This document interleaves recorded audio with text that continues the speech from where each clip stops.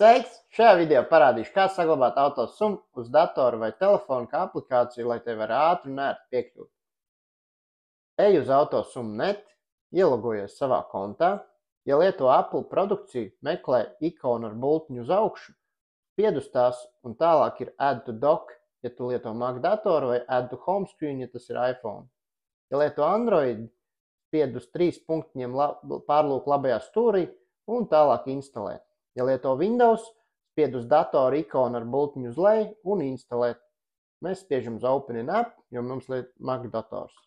Kad esi aplikāciju nolādējis, tā būs blakus visām pārējām lietotnēm, un tai varēs vienmēr ātri piekļūt. Un zini ko? Šis ir tikai sākums. Turpmākajos video parādīšu, kā pārskatīt aktīvos, gatavos un pārdotos auto, ko nozīmē katra šī iedaļa. Apskatīsim arī ātro auto lapu, kur ir viss svarīgākā informācija, kur var pievienot izdevumu, pievienot statusu, ierakstīt komentāru. Rādīšu arī galvenās auto lapas iespējas, kur ir redzami dažādi aprēķini.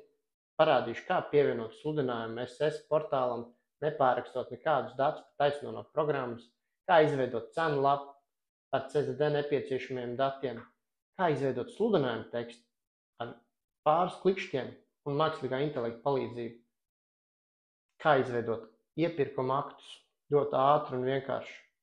Tāpat arī pārdošanas pavadzīmes, maiņas dokumentu izveide, eksporta dokumentu izveide angļu valodā, lai izskaties profesionālāk, komisijas līguma izveide.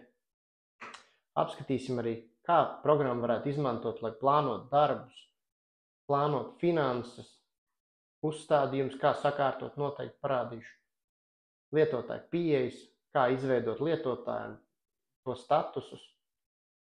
Apskatīsim arī, kā pārskatīt visus izdevumus, kas ir kopēji vienai komandai, visus statusus, lai tu vienmēr varētu sekot līdzi, kas notiek tavā uzņēmumā. Kā arī tabulas, kas iespējams būs nepieciešams tev, iespējams tavai grāmatvedībai, kas viesiem atvieglinās ikdienu. Ja tev tas būtu interesanti, droši turpini skatīties un tiekamies jau atkal.